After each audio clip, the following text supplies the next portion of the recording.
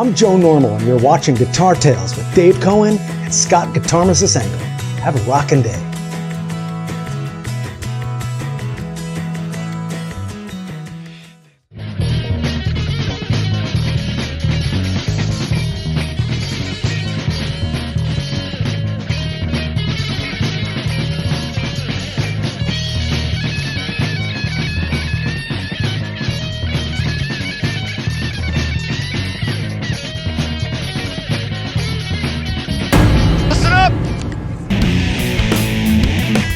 I love that intro. I love that intro. And by the way, the Noise Network music that Scott put together is just so freaking cool. No, it's so fucking cool.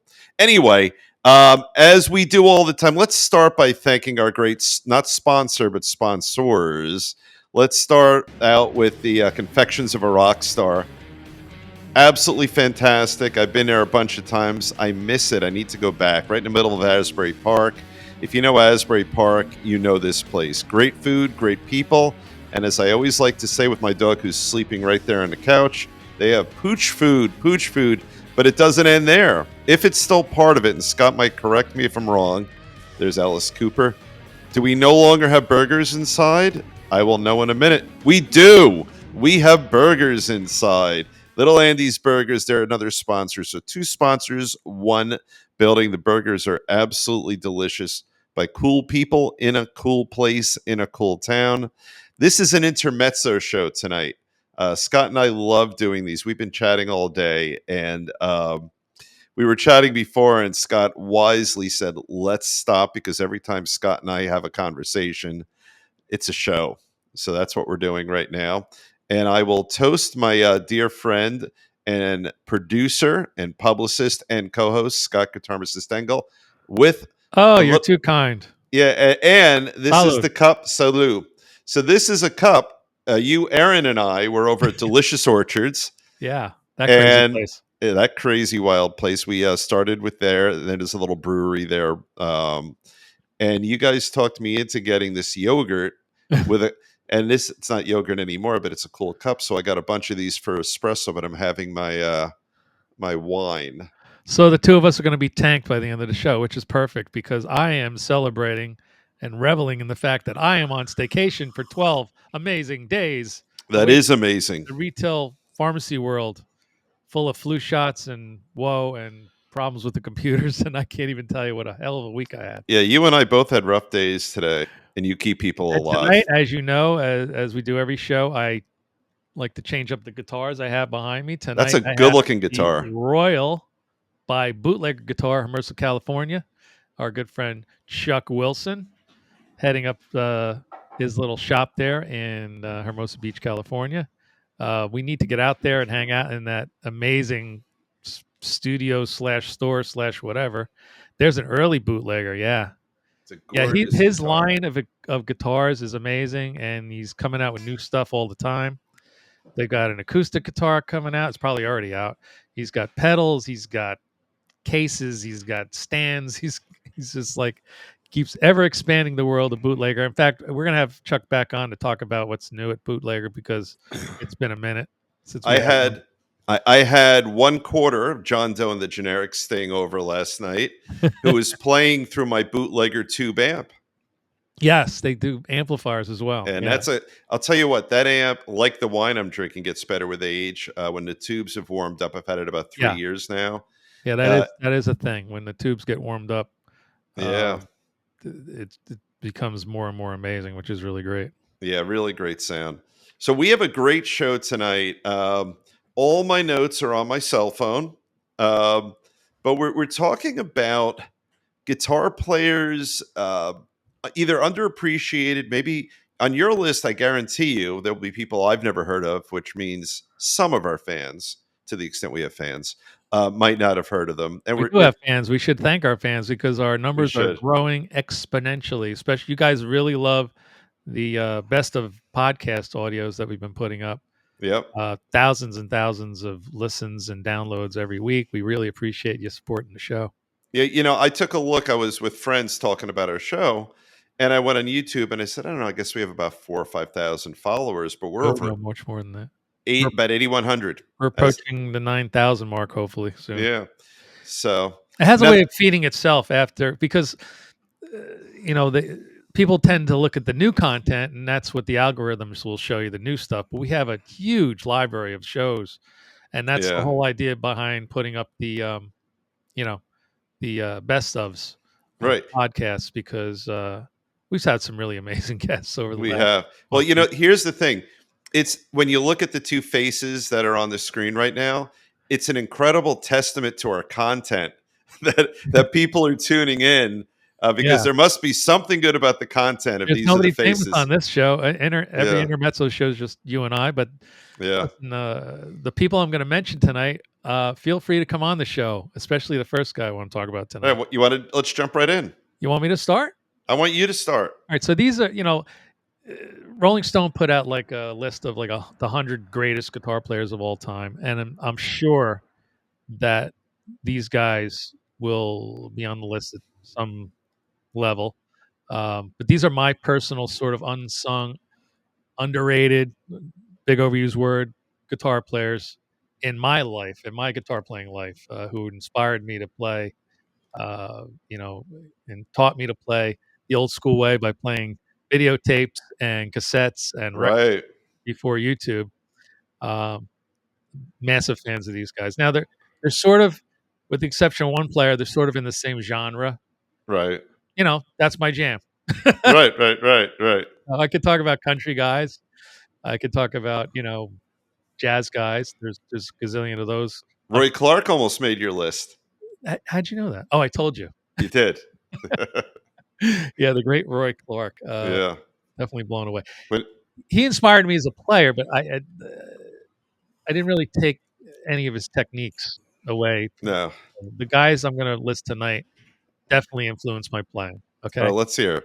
We get the big shots, your Van Halens, and your Randy Rhodes, but these guys are a little less appreciated than those fellows, but just as important as far as I'm concerned and to my life of playing guitar. So without further ado, the first fella on my list is Brad Gillis from Night Ranger. He's your favorite in the world. I know that. I love Brad Gillis. Yeah.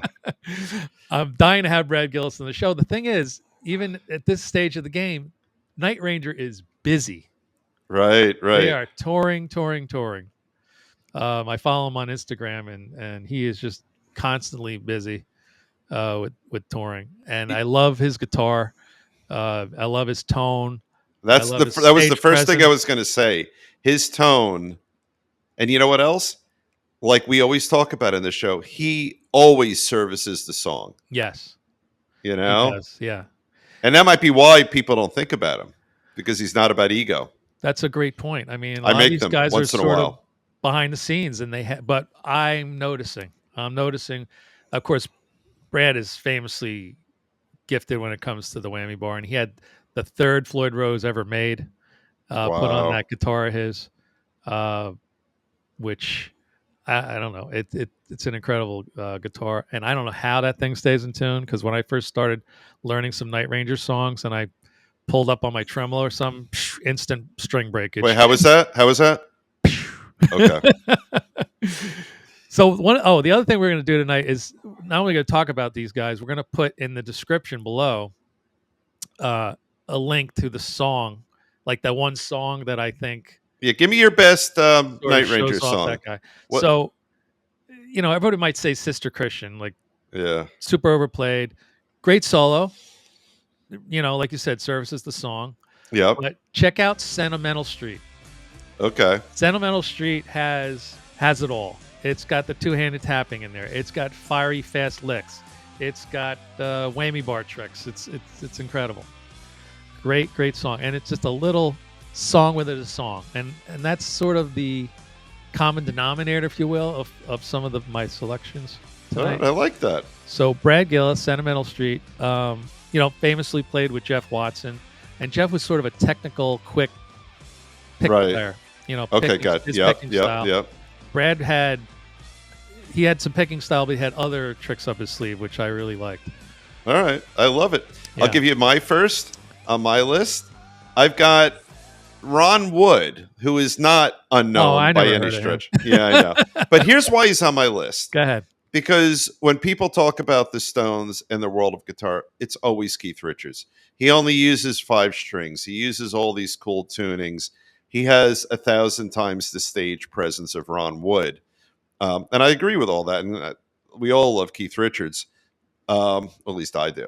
But Ron Wood, if you go all the way back to his days with the Faces, and remember, you had not Keith Moon, you had Kenny Jones, who later joined the Who. Right. He was their drummer, and his tone, his playing, the authenticness of the sound and the musicality of what exited his guitar was just outstanding. That mixed with Rod's voice, which is probably my top 3 favorite rock and roll vocalists of all Iconic time. vocal. Yeah. And the song I'm thinking of, which in my old house, in my barn, I sort of kind of learned how to play, which is Losing You, which I know they didn't pen that song. That Rod and he, that predates them. But their version of Losing You and his guitar work on that, it's not that it's technically masterful or anything, but It doesn't have to be. Sometimes it's about the tone and the chord choices, right? Yeah. And I just love his playing, and I almost feel badly for Rod when he lost him to the Stones, and you get it. As big as Rod is, the Stones are that much bigger, and the Stones, it all on good terms took him away. But that band, the Faces, if you're not familiar with the Faces, just take a deep dive. To me, if you do it on any of the music apps, it'll sort of mix it up with Rod Stewart's regular solo career.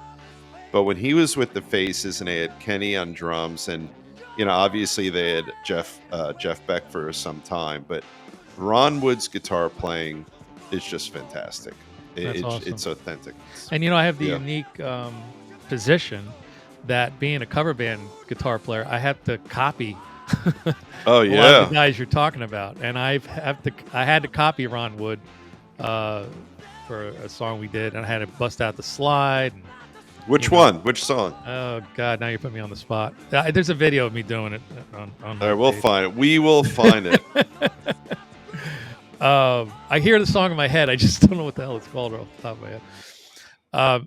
So the next guy I want to bring to the forefront. Now this is really cool. I would like to hear from some of the young players in the comments, like, "Whoa, I never heard of that guy or those guys before," and I took your advice and I clicked on the link in the description, and wow, you're right. That guy is amazing.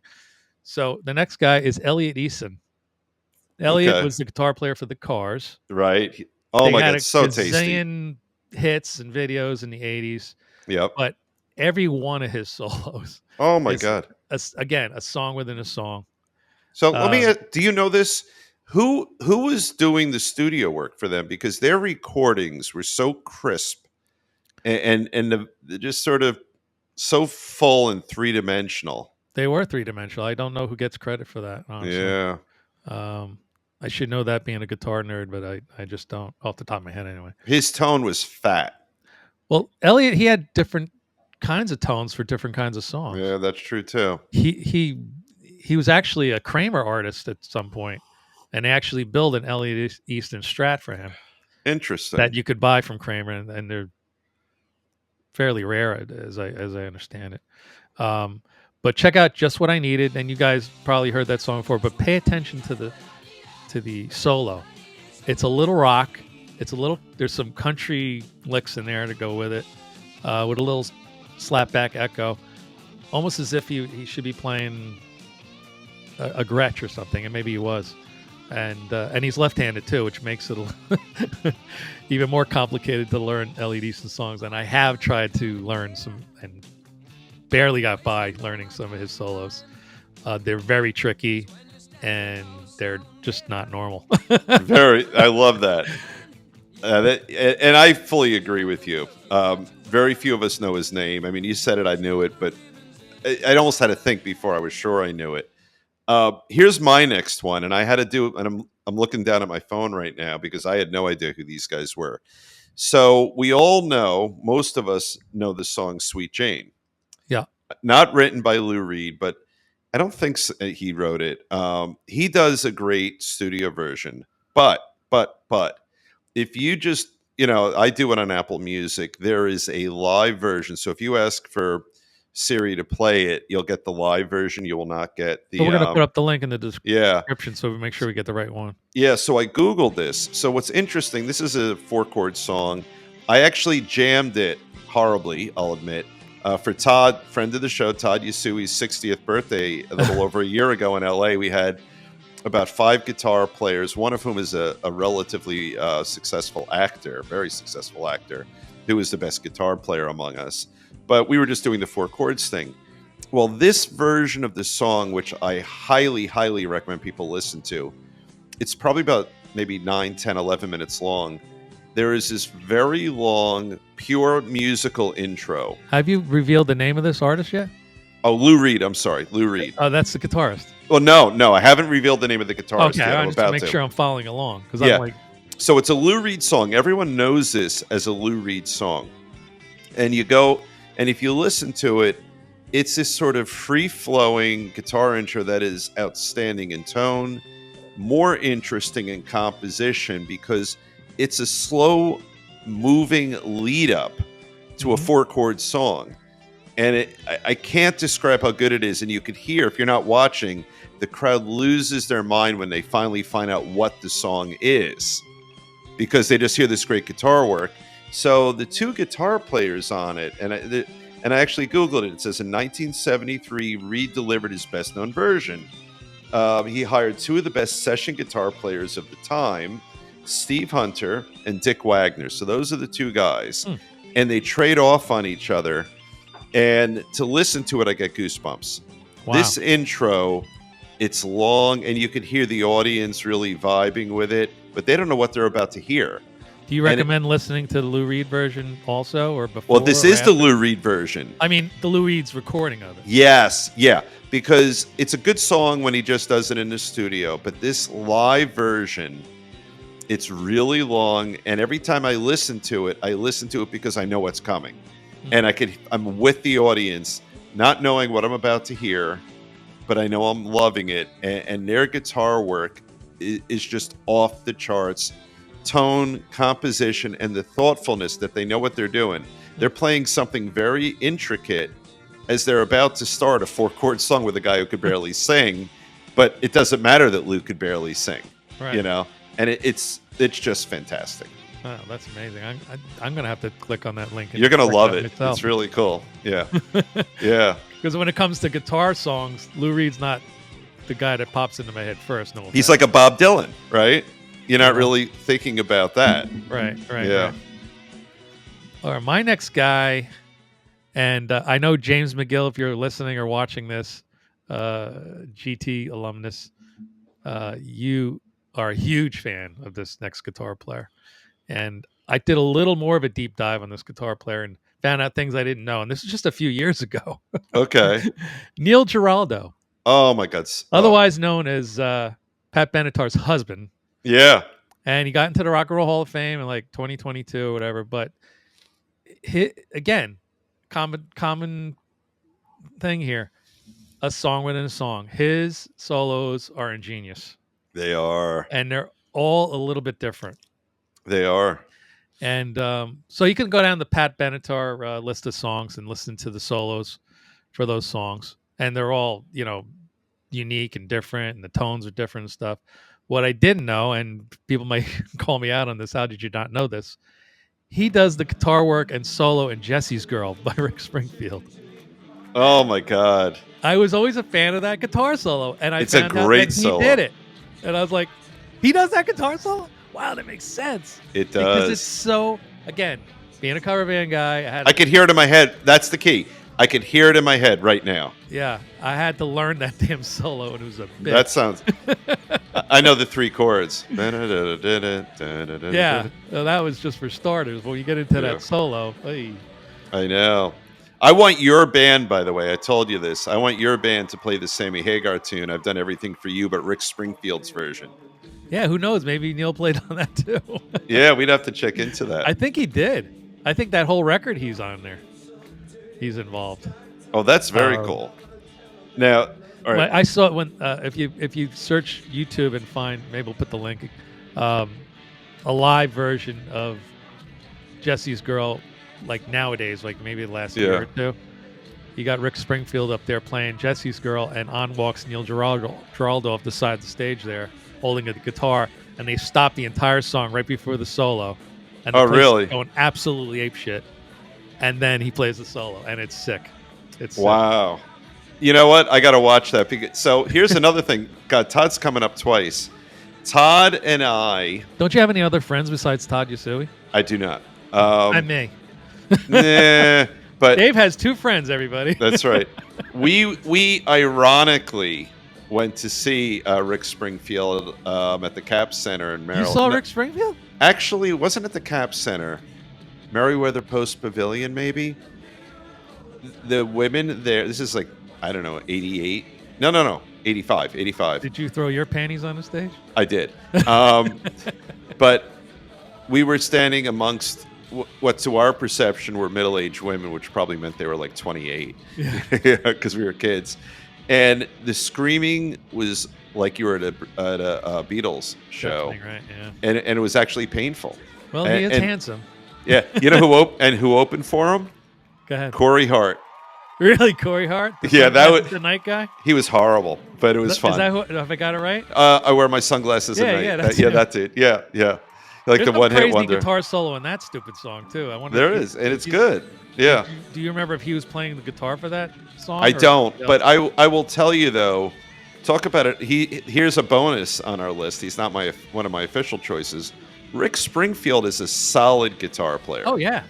He's great, and you know that night, you know, we were in John Doe and the Generics, a very famous band, but he was just solid, and he's really rock and roll through and through. And what sort of killed for so many years his rock and roll credibility was that he was a handsome guy in a soap opera, but he was a rock guy before he was that. You know, I find that I'm thinking like in my own little brain here. Yeah. If you're too good looking, and you shred on guitar, people go, eh. Yeah, absolutely. John Mayer. Yeah. Amazing guitar player. And he gets no credit, and he gets a lot of shit from everybody, but he's good. Yeah. He's really, really good. I think right now he's the best there is. To my perspective, I don't think there's. I think he's the most three-dimensional in our world, so to speak. Because remember, I saw him. I saw Dead and Company a couple of months ago in Vegas, and he's in Dead and Company now. He's the best three-dimensional guitar player I've ever seen. Wow. Better than Steve Howe, better than Trevor Rabin. Just thinking of some great guitar players who are with us right now. The best I've ever seen. So ugly guitar players get more praise, so I'm in. Yeah, me too. And I'm not even a good guitar. I'm a shitty guitar player, but my lack of follicles will help. My dear wife would disagree with that statement, but we'll see. No, she's right. Is it my turn to go, or is it your turn to go? No, it's my turn. I did a couple of fake bonus ones. Jesse's Girl guitar player Neil Giraldo and husband of Pat Benatar. And Dave, your next guitar player. All right. So when he is not having a fist fight with his brother Chris, I know where you're going with this. Rich Robinson, of the Black Crowes, when they came out, I think it was maybe later 80s, early 90s. I called them the saviors of rock and roll, as though it was dead, which it was not. Sort of a Stones-ish kind of band, but they're one of my favorite rock and roll bands, if not my favorite, that is at least around these days. And he does cool stuff with all sorts of tunings. But if you just dig around in their music, at first blush, if you just say Black Crowes, you think, all right, they're just a 1-4-5, basic blues riff kind of band. What's the song that we should listen to if you want to get a taste? This is the one. It's open F tuning and it's soul singing. I tried and failed to learn. I mean, I was starting to sort of get it. There's a lot of YouTube tutorials. Some of the bigger guys. Who's one of the best tutorial people out there? I got to give a shout out to Steve Stein. That's the one. That's what I'm thinking of. Yeah. Who actually? This is. I didn't plan this segue, but he did help design the Royal for Bootlegger. Oh, I think you might have told me that. Yeah. He did a tutorial, but I thought, all right, I could do this. It's open F tuning, and so I used my little guitar app to do the tuning. And first of all, the song is outstanding. Yeah, it is outstanding. And for what it's worth, if you do a YouTube dive, I have yet to find a live version that even touches their studio version. So if you want the really nice tonality, because the song is all about the tuning, Yeah. and the tone with the tuning, it's gorgeous. It is gorgeous, and his playing. Talk about servicing the song. It's phenomenal. But he gets the right tone. He doesn't overplay his hand. Mm. He doesn't outplay his role within the band. Because Chris is such an interesting singer. Yeah. But soul singing is my very favorite Black Crowes song. Way back, I mean, "Talks to Angels" is great and all that. Yeah. But soul That's another singing, open tuning yeah. song. But you could fake it with conventional tuning with a D. Yeah. You could do a really good fake of it, kind of like "Honky Tonk Woman." Right. When we were all kids, we learned a regular tuning version of that, but it's not right. No. But And you that's gotta cut one of your strings off. You're right. Yeah, that's the brilliance of Keith Richards. He's running around becoming a godlike zillionaire playing on a 5-string guitar where he doesn't even have to use his left hand. Did you see? It may not be a viral video, but I saw a video the other day, very very recently, of them, and Yeah. Ron Wood and Keith were having a casual conversation during a goddamn show. I did see that. Not even paying attention. So, what are you doing tomorrow? Are we gonna go have some lunch at that place you like? Or I don't know what you're talking about, but it was just, But it was clear it had nothing to do with. He wasn't saying you're loud or you're out of tune or I'll take the next lead. like, hey, I like your shirt. Yeah, I know. Yeah, that's a great video. Yeah, I did see that. But certainly, and to sort of bring it full circle, Rich Robinson is in that tradition. Yeah. But his guitar playing is just next level. Is And he a Les Paul guy, pretty much, or does he? I don't know that I know that. I don't know. I don't know. I'm gonna guess from the tone. I feel like he's a humbucker guy, but I don't know that he's a humbucker guy. I mean, looking at my list, Brad Gillis, he just has that one Super Strat that he sort of had for a lot of years. Elliot Easton changes guitars and amps like crazy, and Neil Giraldo, I think, sort of a Telecaster guy, but Is he going different directions with his guitars as well. I think he just used whatever tool for the job he needs. He wasn't synonymous with any one single kind of guitar. Well, I'm going to give you a double now because I only have one person left on my list. Oh, well, let me talk, and then you can go again. Since I have more guys. Steve Stevens. Yes. His legendary career with Billy Idol, but he also put out an independent labeled solo project, and that's when I know he was great. Yeah. We talked about the Rebel Yell riff a million times on the show, how ingenious it is. But check out a song called "Memory Crash." It's sort of in the vein of a rock instrumental, kind of like Steve Vai type thing. Yeah. And he just goes crazy on it. It really, really good. Oh, I like that. You can see he really just says, "You thought Rebel Yell was something? Hold my beer." Memory Crash. Killer. I love it. Killer stuff. Love it. All right. Here's my next. I was driving on a long drive the other day, and I had a hankering, I tell you. Is this a country artist? It is not. Oh, you I had said a I know. Getting ready to get it. Yeah, I thought so too. No. My Sharona. Oh, yes. That is, in my opinion. So here's what I did. It was kind of wacky. My Old School by Steely Dan is my favorite Steely Dan tune, and they have that great lead, right? I decided in my own head that the lead for My Sharona is better. And as I'm on this long drive, I started toggling back and forth between both songs. And I believe that. I believe, and I had to look it up. Burton Avere, Bertonavere, plays the lead solo on My Sharona. For this show, this is one of those things nobody knows who the hell that is. I don't. No, and I don't know if he's alive. I don't know anything about him. I had to learn the solo for a cover band. It is a solo that goes on forever and ever. And it ever. Does. It's the tastiest, cleanest, most joyous lead I've ever heard in a pop rock song, and the only word I could really think of that to me aptly describes it is it's joyful. There's a 3-chord progression going behind him. It's not that complicated, and what this fucker does for so long, it's unbridled, It probably is. In reality, it is bridled. I think he probably planned it, but it sounds unbridled. Mm. It sounds free, and it just, the way it moves. I could listen to that song 5 times in a row, and I just get so excited when that lead comes in, and I can hear all the notes in my head before they come out.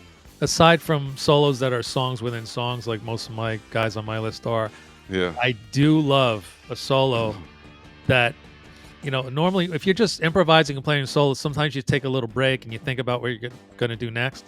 And this is what, in my opinion, made Stevie Ray Vaughan so great, is the thoughts came from the head to the fingers. Yeah, right. There's nothing in between. There's no break. Yeah. Now, Yep. it could have been a bunch of takes mushed together.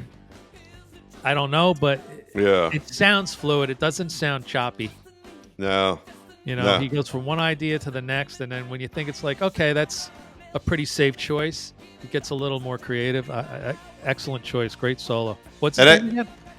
It was, wait, hold on. It is Burton, but not B-U-R. B-E-R-T-O-N. Avere, I guess is the pronunciation. A-V-E-R-R-E. So his name's not Sharona? That would have been a lot easier. Yeah, right. First name Mai. Burton Sharona. Yeah, right. And Doug Fieger plays the little rhythm guitar on it, but he's the lead guitar and he does some of the vocals. And that record and that song was, for younger people in our fan base, that song was gigantic. You could not turn on a radio anywhere in the planet without My Sharona coming on. Yeah. You only had to wait about 1 or 2 songs. Yeah. And it's really that good. And it's the lyrics are a little cringy. But I think these are all studio musicians, these guys. Because I think I remember that when they came out, that they were not, like a garage band kind of. They were almost like a Toto kind of group. Foreshadowing for What I'm Stealing From You. Even the drum beat is legendary. Those flams. Yeah. Oh, man, what a great song. Yeah. That's a solid rock and roll song. It really and the funny thing is, it's sold like a pop song. Yeah, but it's really a rock song. Yeah, that song was again, like I said, gigantic. You couldn't go anywhere without hearing that song on the radio. Yeah. On the radio before streaming, where you had to wait for a song to come on, and you didn't know what it was, and you had no control. We had no control. You had to wait for Wolfman Jack to spin that disc. Yeah, that's right. Or whoever, Dan Ingram, or I don't know, whatever channel, the AM radio. Now you're all right. Hold on, Dennis Elsis. There, I had to pull a name out of there. Yeah, he's still kicking. By then was probably FM stereo radio, but like a lot of cars didn't have. No, we listened to AM a lot. Yeah. So we had a lot of cars didn't have FM stereo. They'd only have one speaker in the middle of the dashboard, and that's all you got. Yep. Yeah. Yeah. So here's my surprise entry. Okay. Whatever. Me. Dave Cohen. That's Dave right. Chicka Cohen. That's right. So back when I was really getting into the blues and learning some blues licks and stuff, and you got your Stevie Ray Vaughns and your B.B. Kings and all that, I started going sort of a deep dive, and I was a big fan of Johnny Winter. You got to meet Johnny at some point, and he was on this like sort of blues compilation album on Alligator Records, real obscure blues record label. But it was like sort of a collection of all their artists on one album. And I'm like, well, that's for me, because I'm not going to buy all these albums. I don't know who these guys are. And there's one song that really, really stuck out to me. And I thought it was like amazing. Right. The guy's name is Clarence Gatemouth Brown. Now, is that a blues name or what? It really, Gatemouth. Yeah. Skinny old black fellow with a big gigantic hat, And I think this is like way like towards almost to the end of his life, that but he had been around for many, many years in the blues scene. Quite a character, and just played with. He had these massive calloused fingers, and he played with his thumb. He didn't use a pick. Anyway, got to check out a song called "Pressure Cooker." This is like his eruption. Wow! And there's no singing. Although he was a singer and he played violin and he played guitar. He was multi-instrumental. So I began to look at some of his other material. But on this compilation record was this song called Pressure Cooker. A real quick, jazzy, tempoed thing. And he is... Wait, how does that go? Flying on the fretboard. Wait, how did it go? Like this? Yeah. He looks Yeah. like he fell out of an old folks home onto the stage, and they sat him in a chair. Okay. And he's going crazy. There's live video of him playing Pressure Cooker. So either one. Oh, I'm gonna either check of that those one out. You can look at. I think maybe we'll put up the live video of him playing Pressure Cooker. Probably sometime around the late '80s, early Wow. '90s. It was filmed, and I was just like, wow. I still use Clarence Gatemouth Brown licks to this day in my. Oh, that's very cool. And nobody knows who he is, so everybody thinks I invented the licks. So, well, now they do. All right, Now the secret's out. I love it. I have someone who was actually I was thinking about, decided not to use him. You opted not to use him via text to me, but I'm putting him back on our list now. Who we got? So, all right. So this is someone all the serious guitar players know him and love him and say he doesn't belong on the list. So this is geared toward those folks who aren't real super. They're rock enthusiasts, but not guitar enthusiasts, and that's Steve Lukather. Oh, Brilliant player. He's brilliant, and he's all over social media now. Yeah. But I went on not a YouTube dive. I go on Apple Music dive. I just decided I have to start listening to Toto again. Yeah. And I'll use Rosanna. Yeah. Every single aspect of that song is perfect. That is an intricate solo in that song. Yeah. And the whole song. Jeff Piccaro's drum beat with that music. Oh my God! Vocals and the vocals, and again, I wish either you or I could say who's running the studio. The recording quality, it's perfect. That's a perfect song, and everything. Almost every song in that album is perfect. I found a few where the writing was, but probably 7 out of 10 songs are perfect. They're literally perfect. And Steve Lukather, you listen to the interviews or you look him up. He's on so much more music than any of us realize. Well, again, not too in the distant past, maybe 10 years ago, I was learning a song by the Tubes. Oh, you told me this. Talk to you later. Yeah, great tune. That's a great tune. I don't know, one of the Tubes songs. And the solo was great and kind of difficult to learn, to be honest, quite honest with you. It took a solid week for me to nail down the solo, and then I found out I was trying to copy Steve Lukather, and I was like, no wonder I'm having a hell of a time with this song. Yeah, I saw him last year at that absolutely horrible Ringo Starr concert. Yeah, he was one of the all-star players. Yeah. As was Johnny Winter. Edgar, right? Because Johnny passed. That's right. Johnny was already gone. Yeah. Johnny just stuck to the blues as long as he could, even if they had to put him in a chair. Yeah. I saw Johnny, not Edgar. I saw Johnny in 1979 at Madison Square Garden opening for Foreigner. Wow.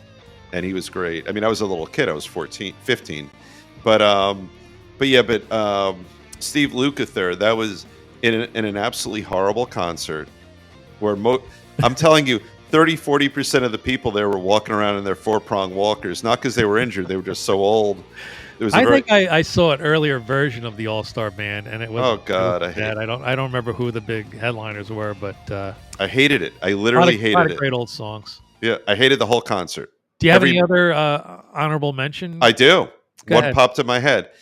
This is the same category as Steve Lukather. Brian Setzer. Oh, yes. He is a perfect guitar player. And I guess Stray Cat Strut only because that's popping in my head, but any of his songs, I love the tone he gets from those big fat hollow bodies. Oh yeah, those Gretches are they're phenomenal, and he's and let's not forget his bass player is playing a stand-up acoustic bass, or at least with pickups, but but his tone, his playing. His musicianship is next level, but it's still got a rock and roll edge about it, as do his vocals, and it's a 3-piece band that fills a lot of sound. Yeah. We know about, power trios and 3-piece bands. Everybody's got to be busy on their instrument, and perfection is, something you got to have in a 3-piece. Yeah. It's just, but he is his style of playing is amazing. And again, like in guitar circles, that his name doesn't belong on this episode. But if there's people watching our show who are rock and roll fans, but not that guitar centered, they might not have that same appreciation for his musicianship. Yeah. Yeah. Well, that's why I mean, like, explore and find out. I would never have discovered Clarence Gatemouth Brown, for instance, if I didn't bought that record in a record store. I can't wait to listen through to Johnny Winter. You know, like, Yeah. if I wasn't in a Johnny Winter, I would have never. I mean, now it's a little easier. Maybe YouTube says, "Hey, you like Johnny Winter? Maybe you'll like Clarence Gatemouth Brown." But that's that's the way true. it was Yeah. back then. Yeah. You know? So, you know, you could travel these roads, or if you just listen, if you hear a song on the radio or streaming or whatever the hell it is, and you're saying, "Wow, that guitar solo is pretty cool. Who does that?" Look up the guy's name or the girl's name. It could be anybody. Yeah. Absolutely. It could be anybody. That's how I just discovered the legendary Jeff Skunk Baxter. He played a lot of guitars on Steely Dan stuff and Doobie Brothers stuff. All those clever little solos. That's him. I love it. I love it. That's All him. right. Who do you have next on your list? Are you? I'm done with my list, but I would like to. If we were talking about Roy Clark earlier, the hee-haw guy, the fat guy in hee-haw, amazing guitar player. And Yes. they goofed on. He wrote this big notes songbook in the 80s, and it was kind of a joke. He is an amazing, accomplished guitar player. Off the charts. All-around musician, but Yeah. his guitar playing is phenomenal. I'm gonna say find the episode of the Odd Couple. Yep, that's the one show where he sits down with an acoustic guitar in a live studio audience and bangs out Malagueña on the acoustic. I have an honorable mention for us. Go ahead, I want to hear it. Sheryl Crow. Really, Sheryl Crow? I love Sheryl Crow. She brings in heavy hitters for solos and things like that, but her rhythm work, her composition. I'm a huge Sheryl Crow fan. And her I did not see that coming at all. Yeah, her playing is fantastic. I mean, she is a classic singer-songwriter. Yes. But she is very competent on guitar, and her playing is delicate when it needs to be, and she's very, very rhythmic, which for Dave Chicka Chicka Cohen, you know, that works for me. But she can be funky. But when she writes a song, and when she plays on it, those rhythms service the song very, very well and create a beautiful sound space. She had a hell of a time getting signed, if I recall. Yeah, well, one place after another, they all said no. I think she was a bigger singer before she really gained successes. You know, being her own person, like a backup kind of singer, or studio singer. Right. Yeah, she definitely had some of that going for her. But when she was trying to sell her solo work, nobody was interested. And I think she is off the charts talented. And you know what song I'm going to put on this? Home, Home. Okay. I can't swear that she created the guitar work for that.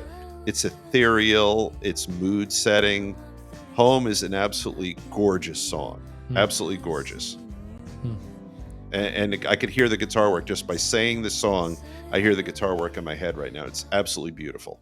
And I know he didn't make my list, but I just thought of it today because I was playing one of his songs today, one of his solos. Again, very clever. The great Richie Sambora from Woodbridge, New Jersey, of Bon Jovi. Yeah. Formerly of Bon Jovi. That's right. Sadly, but he has a huge body of work with some pretty ingenious guitar solos as well. He's another guy that's sort of like overlooked. You're too handsome. Don't shred guitar. Nobody's going to give a shit.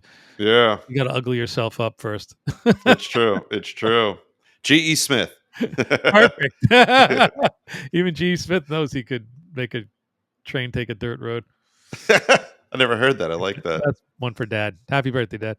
Yeah. So, just like that, 44 minutes. 44 minutes. 44. Yeah. That was fun. We're going to do another, I think our next intermezzo we're cooking up, and we're getting some help from you guys. We really appreciate that on Facebook and in the comments. Yeah. A band that everybody loves, but you absolutely hate. And here's our foreshadowing. Did you actually tell me you hate the Stones? Wait a minute. Don't give anything away, but I'm not. I think I just did. You can edit it out. We're on tape right now. Leave it in there. Listen, I'm not alone. The list of bands that people hate in the comments was something astounding. Yeah. The Eagles are in there.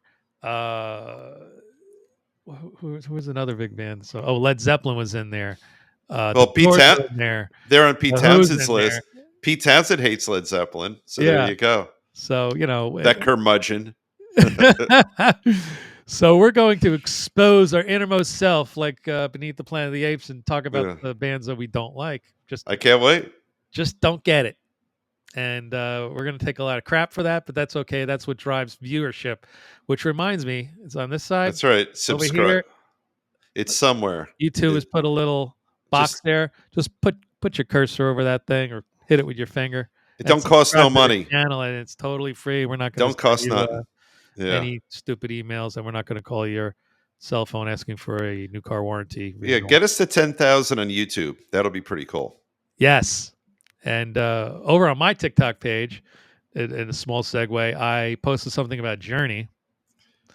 Greg Raleigh was the keyboard guy in Journey in the That's beginning, yeah. singing songs, and I was kind of goofing on him, like he's sort of a '70s lounge lizard type singer, Yeah. and then along comes Steve Perry in the very next verse in the same song, and that to me was like, whoa, that's the sound. That guy's me. If I Yeah. was Greg Raleigh, I'd be pooping my pants on the piano bench. Yeah. And then everybody, not everybody, a lot of people agree with me, but some people are like, he was amazing. He was in Santana. He sang Black Magic. I'm like, I'm not saying he stinks, But he ain't no everybody. Steve I'm just Perry. saying he ain't no Steve Perry. Yeah. It's true. It's true. He was a regular, efficient singer. Yeah. And boy, I think it's up to 50,000 views now, and I don't know how many thousands of comments. I know. So That the point I'm trying to make is when we do this next Intermezzo show, we're gonna get crapped on hard. yeah. That's But okay. it will drive the viewership. And just hit a subscribe, because if you're we're not making money on this, by the way, not much anyway. But we do it for fun. So if you subscribe, it makes it easier for us to get the show to you. Yeah, we'll get there.